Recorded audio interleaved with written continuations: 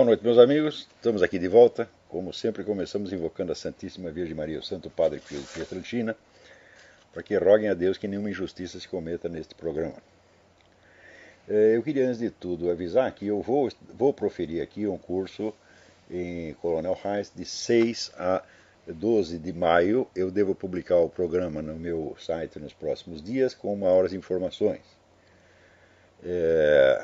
Muito bem, então, também, antes de qualquer outra coisa, eu queria assinalar aqui que a minha discussão com o Sr. Júlio Lemos parece ter tido um happy end, na medida em que hoje ele publicou uma longa explicação a respeito de vários temas filosóficos, mas que termina com um formal pedido de desculpas da minha pessoa. Pedido de desculpas que está, portanto, registrado e aceito.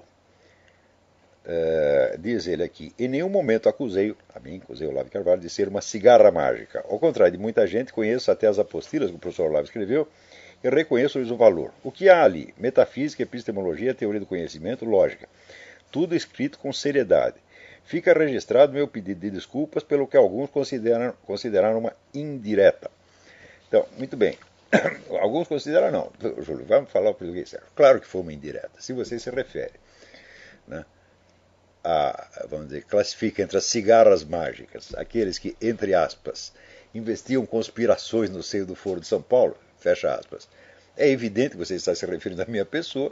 Por quê? Porque não há nenhum outro autor de livros de filosofia no Brasil que tenha investigado o Foro de São Paulo e sido tão acusado de teórico da conspiração por isto. Também havia uma segunda alusão. Ele diz, aqueles que se autonomeiam filósofos. Ora, o termo autonomeado foi usado e abusado com relação à minha pessoa durante 10 anos e a nenhuma outra. Né? Portanto, havia duas referências, não foram indiretas. Assim, o Júlio escreveu isso aqui, num momento de desatenção, deixou passar aquilo, tá certo? Talvez sem notar o quanto estava sendo ofensivo, e depois o que fez?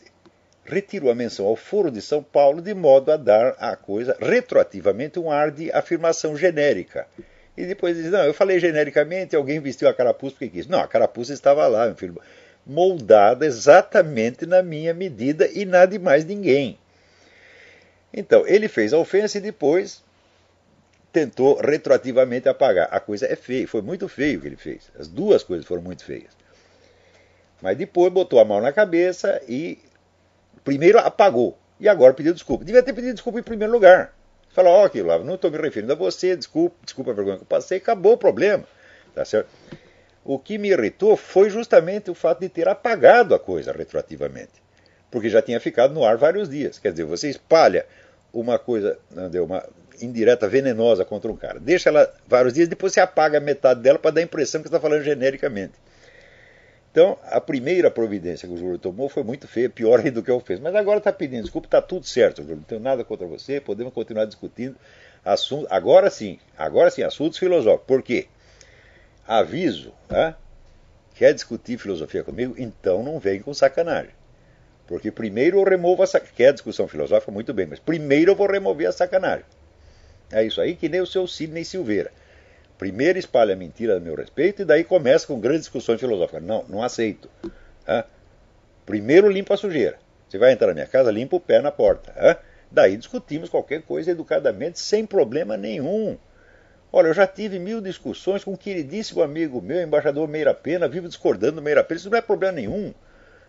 Agora, a pessoa primeiro ofender e depois querer vestir na gente a camisa de força. Não, você responda polidamente. Isso não dá para fazer. Porque é o seguinte, a coisa que eu mais desprezo no mundo são indiretas. Eu, quando tenho que dizer que o sujeito é filho da puta, eu digo, você é um filho da puta, está aqui a foto da sua mãe no puteiro, está aqui o nome, CPF, RG do cafetão, registro na carteira, tá certo? De profissional do Sequisu. Então está aqui. Então, é assim que eu falo, foi assim que minha mãe me ensinou, tá certo? A minha mãe sempre foi uma mulher de enorme coragem, tá certo? É uma mulherzinha de 1,20 m, mas até já se atracou com um ladrão na rua para defender a pessoa, né? E saiu uma vez, tinha uns moleques lá, já adolescente, batendo um priminho meu, quebraram o nariz dele. A véia saiu na rua dando porrada em todo mundo, né? Então, desde pequeno, eu aprendi com a dona Anice, tá certo? Essa pessoa admirável, maravilhosa, minha querida mãe. Né? Então, covardia não, indireta não, fofoca não. O que tem que falar, fala na cara e depois aguenta, porra. Eu sempre fui assim. Né? E esse negócio de indireta, se for genérico, pior ainda, porque às vezes é o genérico, assim, não tem nome de destinatário, mas tem o endereço certo. É como nesse caso. Mas agora está limpo, Júlio. Então podemos continuar discutindo seriamente. Aliás, nesse escrito que ele publicou hoje, ele mostra que ele concorda comigo em praticamente tudo. Tem só um ou dois pontos ali que tem uma divergência. Então, eu também queria assinalar aqui um artigo importante do Joel Pinheiro, publicado na Dicta, sob o título de Méritos e Deméritos da Filosofia Acadêmica no Brasil. Então, estou preparando um escrito analisando a questão com bastante cuidado. Mas só para informação preliminar dos interessados, né, ele diz assim, olha, o ensino de filosofia na USP até que não está ruim, eles ensinam a gente a ler os principais autores, ensinam análise de texto, etc, etc, e tudo isso é muito bem feitinho. Né? Agora, o problema é que não há espaço para discussões, então não se estimula a criatividade, a opinião pessoal, então não sai de lá nenhum filósofo. Bom, isso é verdade? Isso é metade da verdade. Por quê? Evidentemente, o que falta ali não é espaço para discussão. Porque se o sujeito não discute em classe, ele discute em assembleia estudantil, discute com os alunos no pátio, quer dizer, não é este o problema. Né? O que falta é o verdadeiro ensino da filosofia. Porque o que se transmite na USP e em todas as faculdades do Brasil que eu conheço, até onde eu conheço, parênteses, confesso que eu só acompanhei a produção intelectual da USP até uma certa data. Parei mais de 10 anos atrás porque perdi interesse. Depois de tanta decepção, perdi interesse no acompanhamento. Então o que eu posso falar pode estar até um pouco desatualizado. Mas até o tempo em que os professores mais famosos ali eram o Gianotti, o Paulo Arantes, a Marina Chauí, né? depois que apareceu o Vladimir Safatli, que é um pouco pior do que todos eles, até esse ponto foi só decepção. Só decepção. O próprio Paulo Arantes, no livro que se chama Um Departamento Francês do Ultramar, ele confessa que a USP jamais produziu um filósofo. Oh, meu Deus do céu, a USP está com quase 70 anos de idade, e não produziu filósofo nenhum. Eu digo, mas escuta, a Faculdade de Filosofia que não produz filósofo, produz o quê? Daí diz o Paulo Arantes, mas produziu excelentes historiadores da filosofia. Meu Deus, o que é isso? Excelente historiador da filosofia, para mim, é o Giovanni Reale, é o Frederick Copleston, é o Guthrie, né? Autor da História da Filosofia Grega, né? É o Edward Zeller. Esses são excelentes historiadores da filosofia. Cadê o equivalente deles no Brasil? Não tem nada, não tem uma história da filosofia decente publicada no Brasil, escrita por brasileiro. Quer dizer, tem algumas, tem a do Castro Neri, que é História do Pensamento Antigo e Medieval, que é uma maravilha, excelentemente escrita, muito bem documentada, mas isso é dos anos 40, não lembro nem se 40 ou 30. Então, olha, eu aqui aposto as minhas duas bolas do saco, eu só tenho duas e tão velhas, tá certo? Mas eu aposto as duas se alguém depois produzir um livro de história de filosofia no Brasil que pudesse obriar com o do Castro Neri. Né? Então, essa história, esse prêmio de consolação que o Paulo Arantes oferecia é completamente inexistente, isso é fraude. Não saiu nenhum filósofo e não saiu nenhum historiador da filosofia. Por quê? Porque não tem espaço para discussão. Diz o próprio Joel Pinheiro. Claro que se houvesse espaço para discussões, a gente falaria muita asneira. Quer dizer, o que falta ali não pode ser um espaço para dizer asneira. Porque asneira nunca faltou na USP. É só vocês lerem os artigos que o senhor Janotti, Dona Chauí, seu Safato, publicam na Folha de São Paulo, no Estadão, e vocês vão ver o que é produção de asneira. Ora, se os professores podem espalhar tanta asneira pela mídia, por que será que os alunos não podem falar besteira lá dentro? Claro que pode, Joel. Então, outra coisa, a sua análise, ela peca pelo mesmo defeito do pensamento uspiano, que é aquela coisa assim de ou nós temos aqui o rigor do ensinamento escolar, ou então nós temos a livre opinião, o beletrismo, as cigarras mágicas, etc, etc. Ora, essa é uma dualidade que só existe na cabeça de uspiano, meu Deus do céu. Isso é uma bobagem, você só tem duas hipóteses, quer dizer, ou você se atém àquela análise de texto, aquela coisinha técnica, ou então você vai falar besteira, meu Deus do céu, o universo inteiro da filosofia não cabe nem numa coisa nem na outra. Não é nem tecnicismo escolar, filológico, na verdade, e nem achismo irresponsável. Não é isto. Olha, eu dei um curso meses atrás que chama Introdução ao Método Filosófico. E é o método filosófico, a técnica filosófica que as pessoas, os professores da USP desconhecem. Essa técnica se compõe de vários itens, tá certo? E na verdade, você observa que só existe o ensino eficaz da filosofia. Vou até dizer os itens aqui para vocês saberem. Em primeiro lugar, a filosofia começa por um negócio chamado anamnese. Anamnese é quando o filósofo rastreia a origem das suas ideias e crenças e assume a responsabilidade por elas. Olha, o que eu estou pensando é exatamente isso, assim, assim, assim, assim. Se tem fundamento ou não, veremos. Ele primeiro tem que saber no que ele está acreditando quando ele começa a filosofar. Segundo, a meditação, pela qual ele busca transcender o círculo das suas ideias e crenças e permitir que a própria realidade se comunique com ele numa experiência cognitiva originária. É isso que Sócrates buscou, é isso que Edmundo Husserl buscou, é isso que todos os filósofos, é isso que René Descartes buscou. Quer dizer, eu tenho aqui X ideias, mas por baixo das ideias deve haver uma realidade. Então eu não quero mais ideias, eu quero a realidade. Né? Terceiro, o exame dialético. Através do exame dialético, ele integra a experiência cognitiva dele na tradição filosófica, comparando as suas observações com a de outros filosóficos antecedentes, discutindo com eles. Ele integra, através do exame dialético, ele integra a sua experiência cognitiva pessoal na tradição filosófica e esta naquela. Quarto, a pesquisa histórico-filológica pelo qual ele se aposta pela tradição. Quer dizer, ele tem que ler os livros de filosofia, ele tem que aprender a técnica de ler os livros de filosofia, de interpretar, de analisá-los, etc, etc. 5. A arte hermenêutica, pela qual ele vai tornando transparente para o exame dialético, tornando transparentes as sentenças do filósofo do passado. Quer dizer, ele vai agora uma interpretação em profundidade, não apenas interpretação de texto, mas a interpretação do peso filosófico das sentenças dos filósofos do passado.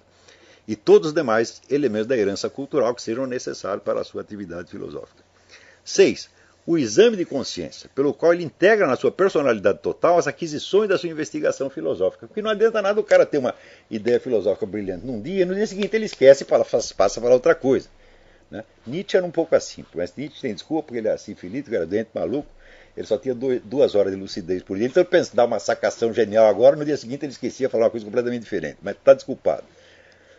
Mas, em geral, assim, você tem que integrar na sua consciência e na sua personalidade as conquistas da sua investigação filosófica. E 7, por fim, a técnica expressiva pelo qual ele torna a sua experiência cognitiva reprodutível por outras pessoas. Esses 7 elementos compõem a técnica filosófica. Técnica filosófica milenar, que começa com Sócrates e prossegue até hoje. Você que der essa lista, na USP só se ensina 2 itens, que são a pesquisa histórico-filológica e a hermenêutica. Ora, esses 2 itens não são a filosofia, não são a técnica filosófica. Eles são apenas a cultura filosófica. Cultura filosófica, eu vou definir rapidamente. É aquilo que o sujeito sabe de filosofia sem ter de assumir a responsabilidade de filosofar pessoalmente. No Brasil, as 2 pessoas que maior cultura filosófica que já existiram no Brasil não tinham nenhum talento filosófico. O primeiro foi o Zé Guilherme Melchior, o segundo foi o Otto Maria Carpo.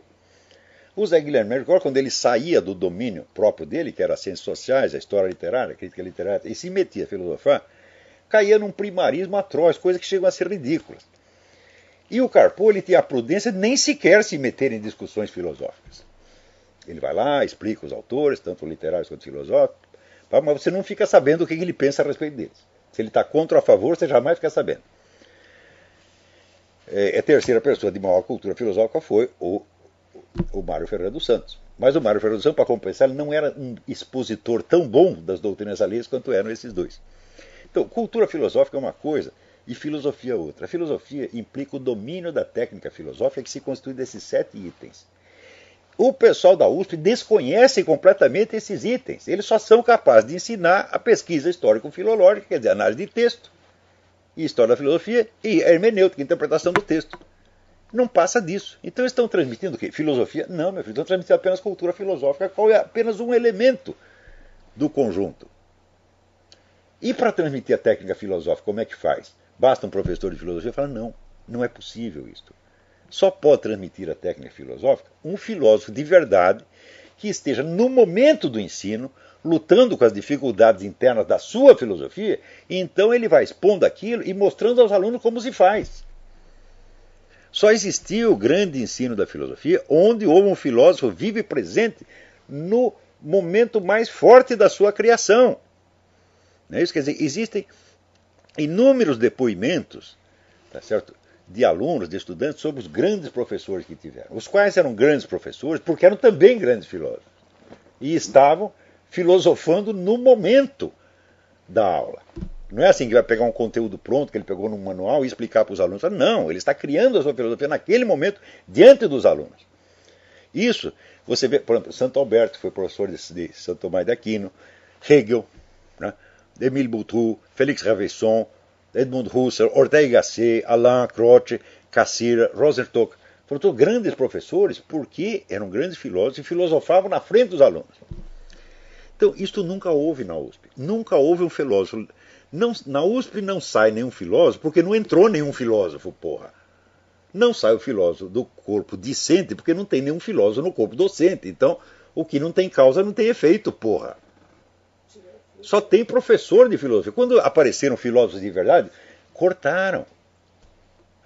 Porque até o nosso aluno, brilhante aluno, Ronald Robson, ele conta o episódio do Willem Flusser, que era um exilado tcheco, um homem de grande gênio, que se apresentou lá para lecionar na USP, os caras não quiseram, porque ele não tinha diploma de filosofia.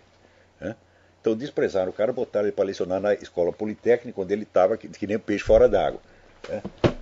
Quer dizer, sacanearam o homem. Ele tinha feito uma tradução do Tractatus do Wittgenstein, foi lá levar para o Janotti, que também estava fazendo uma tradução, boicotou a do Flusser e publicou a dele, que é uma bela merda.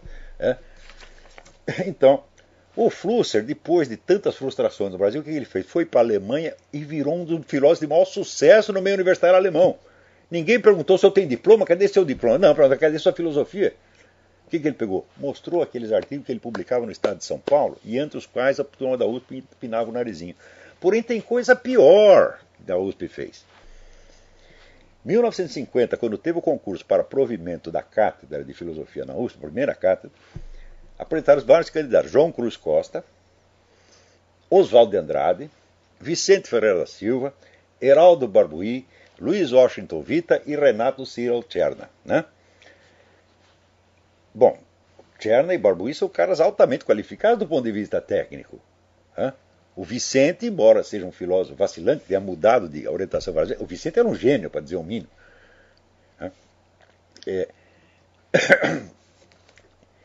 O Oswaldo de Andrade, Oswaldo de Andrade não era nenhum filósofo, esse era uma cigarra mágica mesmo, era um homem que tinha sacações geniais, mas sem nenhuma consistência filosófica.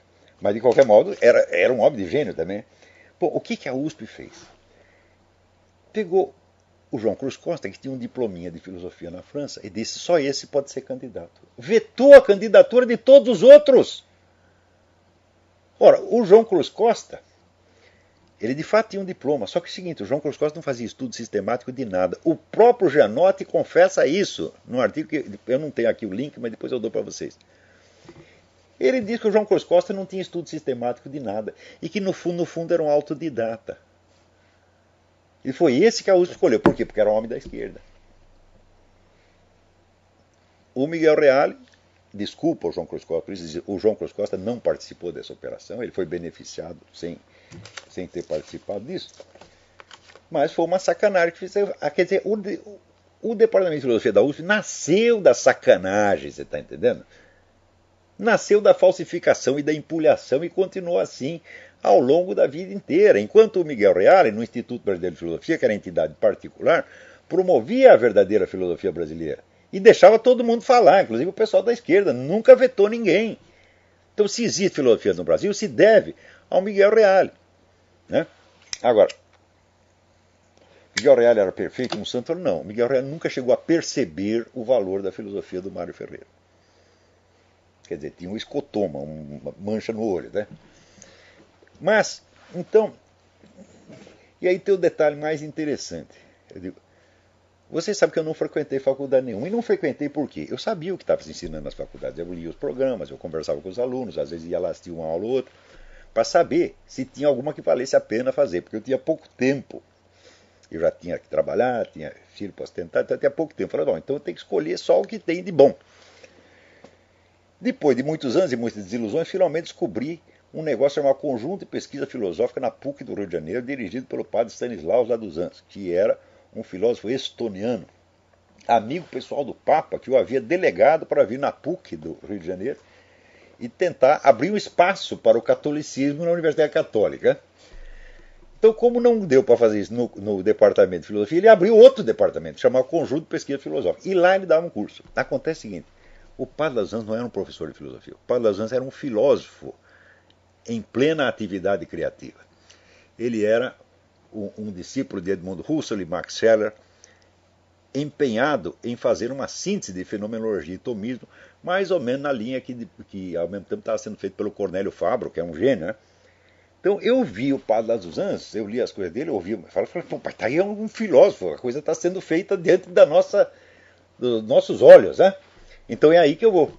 E frequentei aquilo durante 3 anos, daí o padre morreu, porra. Morreu por quê? Porque foi o único homem que morreu de felicidade que eu conheço. Porque quando os russos saíram da Estônia, que estavam lá matando gente fazia 30 anos, disseram aquilo para ele, ele ficou tão contente, teve um infarto e morreu. Né?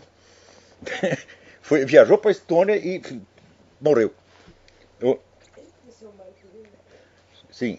Então, além disso, o Padre das Anjos tinha outra vantagem. Ele era um homem que mais conhecia a filosofia brasileira. Ele chegou no país, a primeira coisa que ele fez foi estudar todos os filósofos brasileiros do passado e buscar pessoalmente os que estavam vivos no presente, um por um, para conhecer, saber o que eles pensavam, ler os escritos dele, e depois publicou uma antologia de autorretratos filosóficos desses autores. Né? Então, claro que você não pode ter uma faculdade de filosofia séria num país onde se desconhece a filosofia do próprio país. É uma coisa tão alienada, tão subdesenvolvida, que não é nem para falar. E a USP é exatamente assim. Os filósofos brasileiros nunca tiveram vez na USP. Então, quando eu vi o Padre das Anjos, falei, é isso que eu preciso. Porque eu já vinha lendo livros de filosofia, tenho uma extensa cultura filosófica desde a juventude, mas nunca tinha me aventurado a publicar escritos de filosofia, por quê? Eu digo, não, eu só sei essa coisa de ouvir falar. Eu estava ali que nem os meninos, quando eu era moleque, tinha ali no bairro, morava no bairro da Liberdade, tinha um tarado chamado Tanaka, a Souta, e ele só gostava de menino japonês. Então você perguntava para o menino japonês assim, conhece Tanaka? Ele respondia, só de ouvir falar. Então eu estava ali, eu conhecia a filosofia só de ouvir falar. Falei, enquanto eu não ver um funcionando, eu não assimilei a coisa, então não estou pronto. Daí eu tive essa felicidade de estudar 3 anos com o Padre lá dos Anjos. O curso tinha 5 alunos. Você estudava ali e recebeu o diploma pela Universidade de Navarra. Não foi possível completar porque o padre morreu. Ele morreu no dia seguinte, os teólogos da libertação invadiram o negócio e quando eu cheguei lá tinha um filho da puta fazendo uma conferência sobre o Evangelho à luz de Nietzsche. Eu falei, enfia no cu, eu vou embora, tá entendendo? E aí o diploma, eu falei, se for o diploma, mas eu não vou aceitar um diploma dado por um filho da puta desse. Então, fui embora. Mas acontece o seguinte, meu filho. Então, o único brasileiro que no Brasil, sem precisar viajar para o exterior, recebeu um verdadeiro ensino de filosofia foi este que vos fala. Né? Então, meu filho, autodidatas são vocês. Eu tive o verdadeiro ensino de filosofia dado por um verdadeiro filósofo. O Padre das Anjos, nas aulas dele, ele pegava um problema de filosofia e daí o analisava segundo as perspectivas que vinham desde os pré-socráticos até a fenomenologia, a escola analítica, o marxismo, etc, etc. E integrando tudo aquilo no pensamento dele, no fim ele dava a solução que ele propunha. Então não é apenas que ele estava expondo as filosofias do passado, não, ele as integrava no seu pensamento como elemento da sua dialética interna, um negócio maravilhoso. E é isso que um filósofo tem de fazer. As pessoas aprendem filosofia porque elas viram filósofos fazendo isso. As pessoas viram Hegel fazendo isso, viram Boutroux fazendo isso, viram Raveson fazendo isso, viram Alain fazendo isso, viram Benedetto Croce fazendo isso. Então eles sabem o que é. É aquela parte do aprendizado que não dá para você absorver só com livros. É aquela parte que só se transmite o contato pessoal. Isso aí, todos os alunos desses grandes professores testemunham isso. Ora, em qualquer técnica, meu filho, existe um elemento de presença pessoal que é indispensável. Por exemplo, você pode aprender a dirigir automóvel só lendo o manual de instruções? Você pode aprender a cantar só lendo o manual de instruções? Sem nunca ouvir um mestre cantor que te ensine? Não, não pode. Você pode aprender a atuar no teatro sem você ter um instrutor como Stanislavski que explica e mostra como faz e você vê aquilo. Não é possível. Mesmo na ciência física e na química, Você não pode operar sem certos equipamentos cujos técnicos, para aprender a manipular aquilo, tem que ter anos de convivência e de convivência com outro técnico, mestre que os ensina, havendo nesse ensinamento muito de prática direta e de transmissão não verbal. Quer dizer, você vê o sujeito fazendo, e aí você aprende. Quer dizer, este elemento, vamos dizer, da presença pessoal e do subjetivo, existe até nas ciências mais exatas e impessoais. Quanto mais não existirá na filosofia, meu Deus do céu. Então é o seguinte, só aprendeu filosofia, só recebeu ensino universitário de filosofia quem viu um filósofo trabalhando na sua frente. Se você tem só um professor que está ensinando você a ler texto de filosofia, você nunca aprendeu filosofia, meu filho. Você adquiriu cultura filosófica. Ora, a universidade existe. Se fosse possível aprender tudo por livro, não precisaria existir universidade. Então a universidade existe para ensinar aquela parte que não pode ser adquirida só pelos livros. Onde você precisa ver o filósofo trabalhando, conversar com ele, fazer perguntas, tá entendendo? E assimilar, vamos dizer, aquele exemplo humano. E você quer saber? No Brasil, só quem teve isso fui eu. Então, só quem tem formação universitária no Brasil, exceto os que estudaram no exterior, fui eu. Não recebi o tal diploma que se foda, porra. Mas tive o ensino. E vocês na USP não tiveram. Vocês nunca viram um filósofo trabalhando. O próprio Joel Pinheiro, ele depois num comentário ao seu próprio artigo, ele diz, todos os filósofos que nós estudamos estão mortos. Eu digo, eu não, meu filho. É verdade, a obra escrita do Padre dos Anjos, publicada, não dá ideia do que ele era. Talvez ainda haja manuscritos, até tem uma apostila inédita dele aqui. Mas era um filósofo, não era um professor de filosofia. Filósofo criador, certo? Original, e que integrava no seu pensamento os filósofos do passado. Quer dizer, não é questão de você ensinar como Platão pensou, o que está nos escritos de Platão. Não é isso. É integrar o Platão dentro de um esforço dialético do presente. E isso só um filósofo verdadeiro faz. Como não tem filósofo verdadeiro na USP, não tem ensino da filosofia. Resultado, não pode sair de lá nenhum filósofo. E dar espaço para os garotos discutir besteira não vai resolver o problema, evidentemente. O que falta não é espaço para falar besteira. O que falta é um filósofo de verdade. Então, não existia um filósofo de verdade no Brasil? Existia o Mário Ferreira dos Santos, que foi o maior dos nossos filósofos, filósofo de envergadura mundial. A USP nunca se interessou em trazer. A USP o pessoal na USP não está nem qualificado para entender o que ele estava falando. Então é isso, você boicota os filósofos, sobra só os professores de filosofia, e depois, mesmo que eles façam o serviço deles direitinho, eles são professores de filosofia que criam outros professores de filosofia. Filósofos jamais. Então é isso. O mal que você viu, Joel Pinheiro, existe, mas a solução que você está dando não funciona. O que falta não é espaço para discussão, o que falta é ensinar a técnica filosófica, coisa que só filósofo de verdade pode fazer. Voltando aqui às notícias da semana, esta semana, uma garota aqui de Michigan, Julia Ward, ganhou um processo, porque é o seguinte, ela está lá trabalhando no departamento de aconselhamento, e chega um sujeito dizendo, olha, eu estou com um problema na minha relação homossexual. A Júlia, que é uma pessoa cristã, ela falou, eu não posso orientar você quanto a uma relação homossexual. Então você tem que procurar outro, aqui nesse mesmo departamento. Você vai na sala vizinha, procura outro conselheiro, fala com ele. Daí a universidade a demitiu. Ela processou a universidade e ganhou. É assim que se faz. Tá certo? Então, olha, a covardia é má conselheira. Você tem que lutar, porque sem lutar você não vai vencer. Outra coisa, esta semana, vocês sabem que o Obama tinha baixado aí uma regra que todas as entidades assistenciais tinham que fornecer pílulas abortivas e camisinha, essa coisa toda. O cardeal Dolan simplesmente botou o pinto na mesa e disse, nós não vamos obedecer.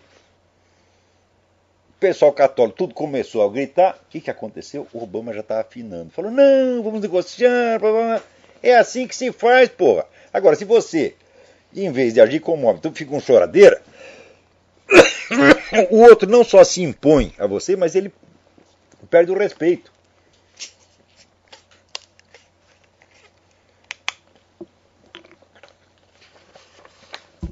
Então, também, olha, aqui sai um negócio muito interessante. Aqui uma psicóloga que se chama Bronnie Ware, ela trabalha assistindo pessoas que estão no leito de morte. E ela, ao longo dos anos, foi anotando quais são os arrependimentos mais comuns das pessoas. Se perguntar assim, do que se arrepende na vida? Ela anotou 5 pontos.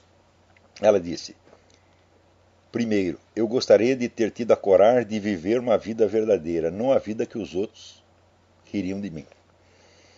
Segundo, eu desejaria não ter trabalhado tanto. Terceiro, eu gostaria de ter tido a coragem de expressar os meus sentimentos. 4. Eu desejaria ter estado mais em contato com os meus amigos. E 5. Eu desejaria ter me permitido ser mais feliz. Note bem, esses 5 arrependimentos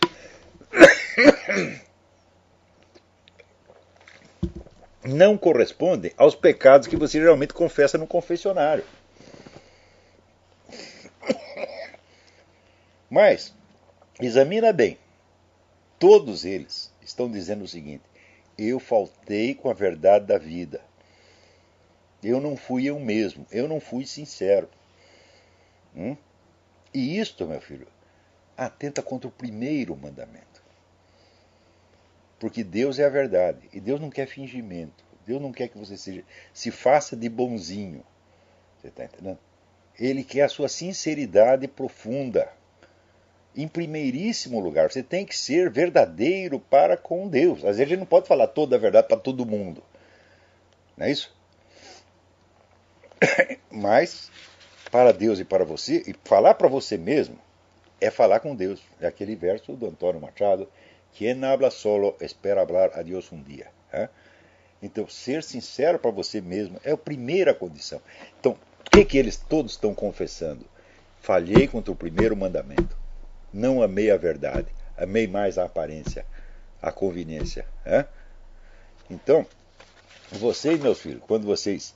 Às vezes tem gente que me critica, dizendo: não, ele tem um temperamento estourado. Então, isso é besteira. Vem fazer análise psicológica de botequim, porra. Estourado do caralho. Eu sou o sujeito mais calmo, mais passivo do mundo. Quem me conhece sabe disso. Né? Agora, eu falo o que tem de falar, porra. Como diz, eu não levo desaforo pra casa. Não que eu vou ficar com raiva do cara. Não fico com raiva do sujeito 3 minutos. 3 minutos eu esqueço do dia seguinte. Mas na hora eu tenho que falar. Por quê? Para não pensar mais nisso. Né? O cara disse: tá lá conspirando, teoria da conspiração. Teoria da conspiração, caralho. Vai se fuder. Pronto, acabou. Não penso mais nisso. Agora, vou me fazer de bonzinho, para depois ficar me roendo por dentro, para depois chegar no leito de morte: desejaria ter falado a verdade para não ficar engolindo sapo. Para quê? Veja, esse depoimento dela é de uma importância extraordinária. Né? E os pecados que eles cometeram, os outros pecados convencionais, eles já confessaram, já foram confessionários, já confessaram. Mas tem um que eles nunca tinham confessado, confessam no leito de morte. Faltei com a verdade da vida. E isto é violar o primeiro mandamento. É o mais grave de todos. Né? Agora, aqui o seu Fernando Henrique Cardoso publica aqui um artigo dizendo: nas últimas semanas apareceram alguns artigos da mídia que ressaltam o silêncio das oposições como um risco para a democracia. É inegável que está havendo uma despolitização da sociedade, não só no Brasil, mas em geral. Isso é falta total do senso das proporções. É só você ver a luta política que você tem aqui nos Estados Unidos. Ou você quer até no Parlamento Europeu, vai lá, ouve os discursos do Nigel Farage ou do Daniel Hannan, xingando os caras. Então você vê que tem luta política assim, ardente, explosiva. Agora no Brasil não tem. Então não é a mesma coisa. Senhor Fernando Henrique, o senhor não é sociólogo, não é cientista social, o senhor não tem o senso das proporções. Você vê aqui o que a oposição fala do Obama, as coisas horríveis que eles falam do Obama. Você vê a luta briga de foice no escuro dentro do Partido Republicano para saber quem vai ser o candidato. Como é que está havendo a despolitização da sociedade, meu Deus do céu, no mundo inteiro? Fala, não, existe um pouquinho disso em toda parte, mas no Brasil é total. Quer dizer, a esquerda imperou, eliminou todos os seus concorrentes, calou a oposição ao ponto de que já não é possível nenhuma oposição. A oposição não tem sequer uma linguagem, já não pode nem começar a falar. Quando começa a falar, já tem que copiar todo o vocabulário do adversário, porque não tem um próprio. Seu diagnóstico está 100% errado, seu Fernando Henrique. Vai, mas também, coitado, estudando na USP, pô. Que a gente, não tem culpa dele, é? Tem alguém na linha aí. Alô, quem é? Aqui, a revista Foreign Policy faz uma avaliação nas universidades e diz, olha, e a USP? A USP é boa para atletas que foram reprovados em Harvard. Quer dizer, você é um cara fortão, joga basquete, etc, etc, não tem cabeça para ir para Harvard. Ah, tu vai para a USP. Tá vendo o que é a USP? Alô? Quem é? Não é ninguém. Então, diga agora o cálice para sempre. Já se calou para sempre. Então, aqui. A Ioani Sanches, a blogueira cubana, diz que está decepcionada com a Dilma. Falou, ô dona, a senhora não lê jornal brasileiro, não? A senhora não sabe o que está acontecendo no Brasil? Não sabe que esse pessoal é tudo parente do Fidel Castro, porra? Que pedir asilo político pro Brasil, sair de culpa pro Brasil. Pô, isso aí é sair correndo do Satanás e pedir socorro ao Beelzebub, pô. A senhora não sabe disso? Mas quanta ingenuidade, meu Deus do céu. Peraí, alô, tem alguém na linha? Alô? Sim, quem é? Quem vos fala é Paulo, da Itália. Paulo, tudo bem? Tudo bem, grande mestre? Diga. Olha, eu não tenho problema nenhum de ser chamado de Olavete, viu? É um grande prazer. Mas até o Meira Pena, que é um homem de quase 100 anos de idade, o grande escritor brasileiro Meira Pena, ele diz, eu sou uma Olavete. É que nem o John Kennedy em Berlim, Ich bin ein Berliner. Ele diz, Ich bin ein Olavete. Tá certo. Falando em Fernando Henrique, ele corre o risco de pertencer ao grupo da Comissão da Verdade, viu? Oh, mas que maravilha, hein? E falando um pouquinho de religião, mestre, a Igreja Universal lançou o seu cartão de crédito, da bandeira Visa. Cartão de crédito? Os dízimos também poderão ser pagos no crediário em nome de Jesus. Agora ninguém segura mais os pastores. Mas que maravilha! Isso aí era um sujeito que morreu, mas ele é tão avarento que ele quis ser enterrado com todo o seu dinheiro no caixão, daí encheram de dinheiro no caixão, daí chegou lá na hora do espetalhão e falou, não, mas peraí, isso aí vai ficar muito apertado, desconfortável, me dá o dinheiro aqui que eu dou um cheque para ele lá no céu, ele desconta. Né? É a mesma, pegou o dinheiro e foi embora. Então isso aí é a religião desse Bispo Macedo é assim mesmo. Mestre, agora uma pergunta. Diga. Da mesma forma que na Igreja Católica houveram diversas infiltrações de pessoas com a intenção de denegrir a imagem da Igreja, o senhor acha que isso também está acontecendo na Igreja Evangélica Brasileira? Mas de monte, você tem toda a razão, isso está acontecendo o tempo todo. Tem muito cara que a presença dele lá é tão vergonhosa que a gente pensa, não, esse cara entrou aí só para desmoralizar a igreja, porra. Mas tem muitos assim. Aqui nos Estados Unidos você vê isso e no Brasil também. Aqui até mais. É assim, é a teologia marxista, a teologia gaysista, a teologia abortista. Olha, é claro que o sujeito sabe que ele está contra.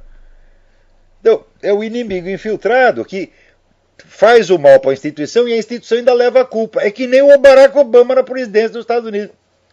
Tudo que ele está fazendo contra os Estados Unidos, que é contra os outros também, os Estados Unidos aqui leva a culpa. Sempre foi assim. Peraí, tem mais alguém aí na linha?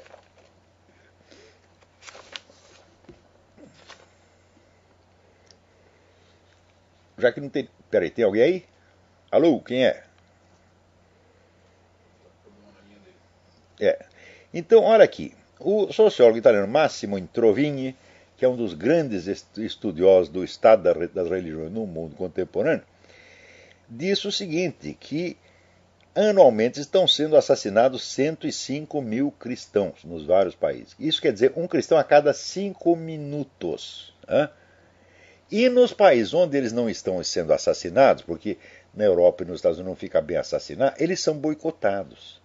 Eles são perseguidos nos seus empregos, eles são preteridos para todas as vagas, eles não têm espaço na grande mídia, e vai boicotando e cortando espaço. Então, onde você não tem o genocídio físico, você tem o genocídio cultural. Agora, tem gente que você conta isso e eles dizem, isso é teoria da conspiração. A teoria da conspiração é o cu da sua mãe, rapaz. Quer dizer, você não sabe discernir um fato quando está na sua cara, porra. Né? Agora, você vê, outro dia, o Barack Obama está aí puxando o saco dessa fraternidade islâmica que está tomando o poder em tudo quanto é lugar. O que a fraternidade islâmica fez no Egito? Tomou o poder no Egito e já proibiu os americanos de sair do país, prendeu todo mundo. Hã? E está lá também matando cristão a rodo, e o Barack Obama está achando lindo. Enquanto isso, é uma juíza da Suprema Corte, a tal da Ruth Ginsburg. Vê como é o negócio. A mulher é de origem judaica. Mas chega lá no Egito para puxar o saco da fraternidade islâmica e ainda diz, veja, ela se tornou juiz da Suprema Corte jurando defender a Constituição americana. Chegou lá, ela falou, não, a Constituição americana não é tão boa assim, vocês deviam copiar a da Suíça ou do Canadá. Quer dizer, vai num país inimigo para falar mal da Constituição do seu próprio país, essa vagabunda puxa saco de radical islâmico. É isso que eu estou falando, porra. Quer dizer, quando é que os judeus vão aprender? Vocês têm que parar de passar a mão na cabeça dos seus traidores. Não, mas ela é judia, ela é patrícia, ela não pode falar mal dela. Isso, deixa ela falar, deixa ela pôr no seu cu. Você tá entendendo? A Igreja Católica faz a mesma coisa. O jeito chega lá, só fala mal, só esculhamba com a igreja. Mas ele é bispo, ele é cardeal. Cardeal caralho, porra. O jeito quando toma o partido do inimigo, está excomungado automaticamente. Ora, antigamente os rabinos eram mais inteligentes. Eles não excomungaram Spinoza. Quando você lê o Tratado Teológico Político do Spinoza, você fica horrorizado com o que ele fala da religião. Horrorizado. Os rabinos naquele tempo eles sabiam ler, pô. Então eles leram e falaram, este filho da puta é inimigo, vamos tirar ele daqui. Só que agora não. Agora todo mundo passa a mão na cabeça. A Ruth Ginsburg, todo mundo vai passar a mão na cabeça dela.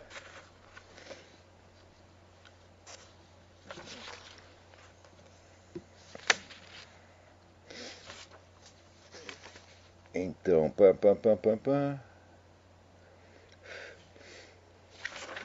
vamos lá. Aqui. Tiago da Silva Rodrigues pergunta. Gostaria de saber qual é a sua orientação religiosa. Por certa vez vi um vídeo do senhor na internet e me pareceu um católico cheio de convicções. E outro um vídeo falando mal do Santo Padre. Falei, escuta, meu filho. Quando o Papa faz uma cagada, você tem obrigação de falar mal dele. Isso é obrigação. Porque o homem não está numa posição onde ele possa fazer o que lhe dê na cabeça. Ele é o vigário de Cristo na terra. Ele não pode aviltar a igreja. Tá entendendo? Então, quando o Papa sai pedindo desculpa pelos padres pedófilos, ele está fazendo isso porque esses padres pedófilos foram infiltrados lá por inimigo. A igreja não tem culpa disso. Na hora que o Papa assume, ele está fazendo a igreja assumir a culpa. Ele não pode fazer isso. Então, é obrigação do fiel chamar a atenção do Papa, sim. Porque, mas o Papa não é infalível. Um momento, meu filho. O que está escrito no dom é que a infalibilidade papal só foi pronunciada no século XIX, e mesmo assim, a infalibilidade se refere a questões de doutrina católica e de moral fundamental, moral essencial. Ou seja, nem mesmo de moral especial, para dizer quais são os pecadinhos, etc. Não, nem isto. Só os princípios morais. Então, a infalibilidade papal está resguardada nesse tipo. Ninguém diz que o Papa é infalível em matéria de moral especial, de julgamento de casos específicos, que não é que ele é infalível em matéria de política, que ele é infalível em matéria de pedagogia. Não. Não só é falível, como tem falhado há 200 anos, um atrás do outro, como Nossa Senhora já anunciou em La Salette, 1840 e tanto. Tá certo? Isso não quer dizer que o Papa seja um infiel, que seja um traidor. Não, mas às vezes é meio de burro. Ou é um covardão como Paulo VI. Que vai entregando para o inimigo, e depois diz, a fumaça de Satanás entrou. Falei, quem abriu a janela? Foi você mesmo, porra. Então, um Papa não pode ser covarde. E o Papa não pode ser burro, não. Porque ele é o chefe da igreja, a igreja é mãe e mestra. Ela não é filhinha e aluninha, tá entendendo? Para ficar recebendo pito da mídia, etc, etc. Então, ele tem que ter a máxima qualificação intelectual, tá certo? Para ser um mestre do mundo. Então, se não tem, peça demissão, fala, olha, isso aqui é muita areia pro meu caminhãozinho, tá entendendo? Eu vou para casa. Né?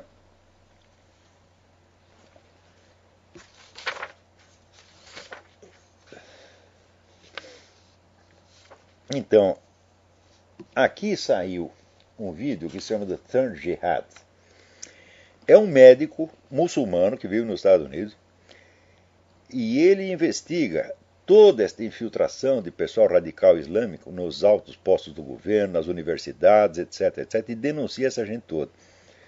O cara é tão muçulmano quanto eles, ou mais. Só que é o seguinte, é um homem honesto e sabe somar 2 mais 2. Tá, né? Então, não percam este DVD, The Third Jihad. Esqueci o nome do cara agora. Agora, na Venezuela passaram uma nova lei de terrorismo que qualifica todo mundo de terrorista, exceto a turma das Farc e a turma do próprio Hugo Chávez. Isso é uma maravilha. Pois eles não prenderam o Alejandro Peña dizendo que ele é terrorista? É? Quer dizer, aqui também. Você começa a falar do fim... Aqui você começa a falar do fim do mundo e começa a guardar comida em casa, né? Eu nunca entendi por que guardar comida para o fim do mundo. O mundo vai acabar, não vou comer mais, porra. Né? Vou comer depois do fim do mundo. Mas tem cara que faz isso aqui. Esses caras são considerados terroristas, são uns caras inocentes, meu Deus do céu. Eles só estão querendo comer a comidinha no fim do mundo. O que tem de errado? É impossível, mas não é errado. Peraí, tem alguém na linha aí. Alô? Sim. Olá, tá ouvindo? Perfeitamente. Aqui é o Flávio de Belo Horizonte. Flávio Belo Horizonte, tudo bem? Tudo bem. Aqui, Olavo, você conhece um antropólogo chamado Roberto da Mata? Conheço. Então, é confiável ler os livros dele? Eu acho que confiado está tudo certinho, mas eu acho muito fraco. Muito fraco? Tem algumas análises interessantes, mas ele não vai ao fundo das coisas, dos problemas, não. Também é um homem inteligente, mas ele quer ficar de bem com todo mundo, o que não é possível. Hoje em dia, o simples fato de você estudar alguma coisa seriamente já põe você contra todo mundo. Felizes tempos em que você podia ser um sujeito letrado e educado ao mesmo tempo. Entendo. Então é só isso, Olavo. Muito obrigado, que Deus te abençoe. A você também. A você também. Agora, eu queria chamar a atenção de vocês para que acompanhem o caso do Coronel Plaças. Tá certo? Que é a maior vítima de injustiça que já houve na América Latina. O sujeito está condenado não é por um crime que ele não cometeu, por um crime que não aconteceu. E sob os pretextos mais vis. A coisa tem tanta novidade que não dá para a gente comentar aqui toda semana. Então vocês procurem no site Yo Creo en Plazas, yo com Y, yocreoenplazas.com, que é o próprio site do coronel. Vocês vão ver que coisa horrível que está acontecendo na Colômbia. Na Colômbia, o eleitorado é maciçamente conservador. Na última eleição, o candidato conservador teve 80 e tanto por cento dos votos. Né? Ninguém quer saber de Farc, o pessoal odeia as Farc. E, no entanto, a turminha das Farc está lá no aparelho judiciário e na mídia. Eles se encastelaram ali e tem um poder que é desproporcional à sua aprovação pela população. E com base nisso, então, eles estão prendendo todos os militares que expulsaram o pessoal do terrorista que invadiram o Palácio da Justiça e queimaram o Palácio da Justiça em 85. Os terroristas agora estão por cima, eles são ministros, são juízes, etc, etc. E os caras que prenderam eles estão tudo indo para a cadeia. Quer dizer, é o que Trotsky chamava o longo braço da Revolução. A Revolução é vingativa, ela vai até o fim. Pois, olha, você veja, o ex-ministro da Economia da Romênia, Mihail Manuilescu, né, ele foi preso, morreu na cadeia no regime comunista. Depois de morto, foi condenado à morte 5 vezes. Eles não perdoam o cara nem depois de morto, porra. E note bem, o Manuilescu era um homem tão bom. Quer dizer, eu não concordo com as teorias do Manuilescu, teoria do protecionismo, acho, já aprovei um tempo quando li, mas depois pensei direito, falei, não, ele está errado. Mas ele na cadeia, durante o regime comunista, ele fazia plano econômico para ajudar o regime comunista, porra. Quer dizer, o cara na cadeia querendo salvar o país estava indo pra merda. Né? E esse cara, eles condenaram à morte depois de morto. Então, os milicos que acham, não, isso vai passar, não vai acontecer. Não vai passar, não, vocês não sabem como é que isso funciona. Aliás, o desconhecimento, a ignorância do movimento comunista no nosso meio militar é uma coisa monstruosa. Monstruosa. Eles acham que comunista é apenas uma ideologia, uma crença, etc. Você fala, eles não sabem como é que isso funciona. Meu filho. Puta, eu estudo essa porra faz mais de 40 anos, na verdade. Né? E quanto mais eu estudo, eu mais vejo que é um negócio monstruoso e que não vai acabar. Isso só vai acabar, meu filho, se houver uma campanha mundial de denúncia, né, que mostre à população inteira como esses caras são odiosos e horríveis, como são psicopatas, como são gente perigosa, gente indigna de qualquer confiança. Então tem que estigmatizar o comunismo, o socialismo, essa coisa, como se estigmatizou o nazismo. Porque eles mataram muito mais gente do que o nazismo. Começaram a matar antes, ensinaram os nazistas, financiaram os nazistas e depois se fizeram de vítima dos nazistas. Eram piores do que os nazistas, na verdade. É? Bom, então... agora essa porra dessa comissão da verdade, isso é um bando de mentiroso, quem é que não sabe, porra? Quer saber a verdade? Então vai ver o que esses exilados brasileiros faziam em Cuba. Quantos deles trabalharam para o serviço secreto de Cuba, se tornando então cúmplices do genocídio que se fazia em Cuba. E depois veio se fazer de coitadinho no Brasil, porque no Brasil foram presos e foram mortos 400 terroristas. Ora, porra. Então, peraí, tem mais gente na linha aí. Alô, quem é? Alô? Alô, sim. Alô, Olavo, Guilherme de Belo Horizonte, tudo bem? Guilherme, tudo bem? Beleza. Eu sou seu ouvinte assíduo aí há muito tempo, leitor também. Sou formado em História pelo FMG, né? Então eu sou formado em Marxismo, né? Naturalmente. Isso. Porque lá é só isso que ensina. E aí, mas eu desde então estudo filosofia autonomamente, leio muito Eric Wegelin, René Girard, e vejo algumas aproximações entre esses filósofos, mas nunca te ouvi comentar nada a respeito de Paul Ricoeur, que é um filósofo que eu já vi muitas semelhanças entre várias coisas que você disse, sobretudo assim, as críticas ao código cartesiano, contra a mentalidade revolucionária, etc. Assim, o senhor conhece, tem alguma coisa contra? Sim, o Paul Ricoeur tem obras importantíssimas sobre essa coisa da hermenêutica, dos símbolos, etc, etc. Mas eu não tenho uma posição, eu sempre fico um pouco ambíguo com relação ao Paul Ricoeur.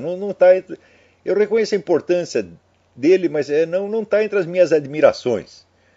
Também não é alguém que eu deteste, mas é uma obra que merece muita atenção. Todo esse pessoal da hermenêutica, às vezes é um pouco vacilante, sabe? Às vezes por querer afagar um pouco os dois lados. Umas certas fraquezas umas fraquezas que vão dizer que não impugnam, não invalidam a obra dele, mas fazem a gente perder um pouco o entusiasmo, tá entendendo? Entendi. Que esse é o mesmo problema que do Roberto da Mata que estava me falando. Não, eu gosto do Roberto da Mata, mas ele é muito humorista, então a gente perde o embalo, tá entendendo? Eu acho que assim, tem autor marxista que eu aprecio muito, por exemplo. O grande adversário dele, né, é melhor ficar com o Ricoeur, né? Pois é. Mas eu prefiro um cara que você sabe o que ele pensa, né? E que trabalha seriamente. Por exemplo, o Georg Lukács. Sempre tem uma certa admiração por Georg Lukács, embora você souber que é um filho da puta mesmo. Né? Sim.